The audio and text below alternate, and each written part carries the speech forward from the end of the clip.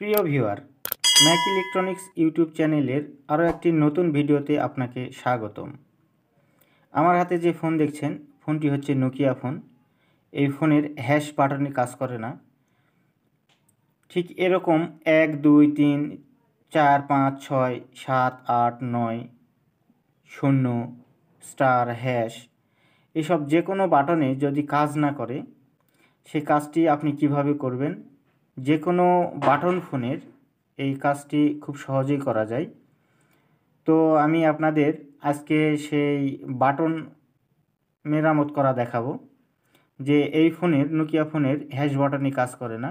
এই হ্যাশ বাটনটি আমি আপনাদের সামনে মেরামত করব। আপনারা ধৈর্য সহকারে পুরো ভিডিওটি দেখবেন এবং সাথেই থাকবেন।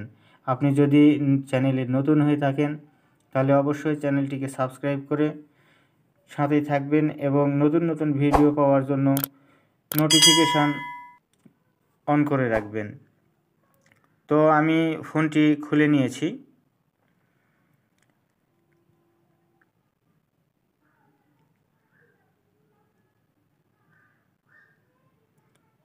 এই ফোনের স্ক্রু যেগুলো রয়েছে, স্ক্রুগুলো সবগুলো আপনারা এরকম একটা মারতুল দিয়ে খুলে নেবেন।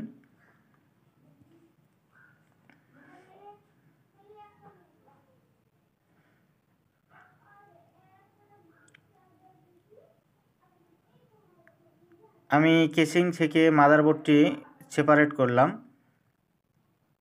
এবং উপরে যে চাপ রয়েছে স্টিলের, এই চাপটি আমি এখন চাকু দিয়ে বা টুইজার দিয়ে, যেটাই হোক আপনারা যেটা পাবেন সেটা দিয়ে করে নেবেন। আর আমি চাকু দিয়ে করে নিচ্ছি। এই যে দেখেন, এটি দেখা যাচ্ছে এখন কিপ্যাড বাটন রয়েছে। এই কিপ্যাড বাটন এখন আমরা খুলে নিব। আপনারাও ঠিক এভাবে খুলে নেবেন আলতোভাবে, যেন এই পেপারটি ছিঁড়ে না যায়। পেপারটি যদি ছিঁড়ে যায় তাহলে সেট করতে আবার প্রবলেম হবে। তো দেখেন, এই ফোনের এই যে হ্যাশ বাটনটি রয়েছে, হ্যাশ বাটনে ময়লা ধরে আছে। তো এরকম একটু তুলো লাগবে এবং অটো এনসি থিনার লাগবে।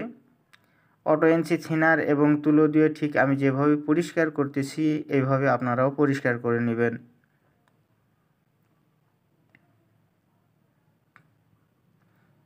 সুন্দরভাবে পরিষ্কার যদি করা না হয় তাহলে আবারও এই সমস্যা দেখা দিতে পারে। তো অবশ্যই আপনারা সুন্দর করে পরিষ্কার করে নেবেন।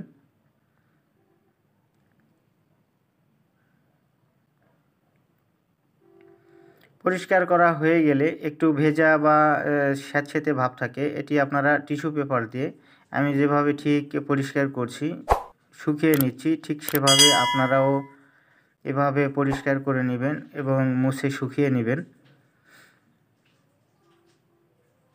এই যেখানে দেখতেছেন কিপ্যাড আয়রন, এই কিপ্যাড আয়রনগুলোতে দেখেন কালো কালো দাগ হয়ে গেছে। এই দাগগুলো হওয়ার কারণ হচ্ছে যে এখানে ময়লা হয়েছে। এই কালো দাগের কারণে কিপ্যাডে কাজ করে না।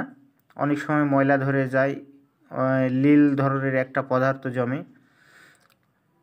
তো ঠিক এভাবে কোনো কিছু দিয়ে, চাকু, টুইজার বা কোনো কিছু লোহার ধাতব বস্তু দিয়ে পরিষ্কার করে নেবেন এবং অটো এনসি থিনার কিংবা তেল জাতীয় কোনো কিছু দিয়ে পরিষ্কার করবেন। যে কিপ্যাডটি পরিষ্কার করলেন সেই কিপ্যাডের উপরে ঠিক এভাবে একটু পরিষ্কার করে নেবেন, যাতে বেশি করে না দেওয়া হয়। বেশি করে দিলে কিপ্যাড আয়রনের নিচে যে আঠা আছে, আঠা ক্ষয়ে যেয়ে, আঠা নষ্ট হয়ে যেয়ে আয়রন খুলে পড়বে। তো ঠিক এভাবে পরিষ্কার করে নেওয়ার পর আমি এখন সেট করতেছি। সেট করার জন্য অ্যাকুরেটভাবে সেট করতে হবে। এই যে আমি টুইজার দিয়ে 2 ফুটোতে দিয়ে দিলাম, আমার কিপ্যাডটি সুন্দরভাবে সেট হয়ে গেল। এখন উপরের এই যে চাপ রয়েছে, চাপটি আমি লাগিয়ে দিলাম। এখন বডির মধ্যেও সেটিং করা হচ্ছে। আর সেটিং করার সময় একটু সতর্কতার সহিত ঢুকাবেন, কেননা কোথাও যদি বেঁধে যায়, চাপের কারণে ডিসপ্লে ফেটে যেতে পারে। সতর্কতার সহিত সেটিং করার পর ঠিক এভাবে স্ক্রু ট্রু যেগুলো রয়েছে সেগুলো সবগুলোই সুন্দরভাবে লাগিয়ে নেবেন।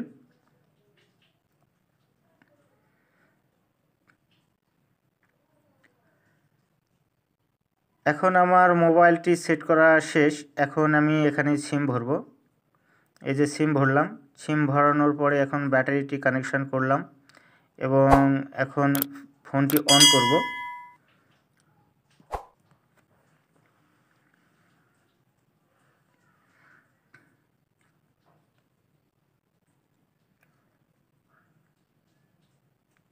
মার্শাল্লাহ আমাদের কাজটি হয়ে গেছে।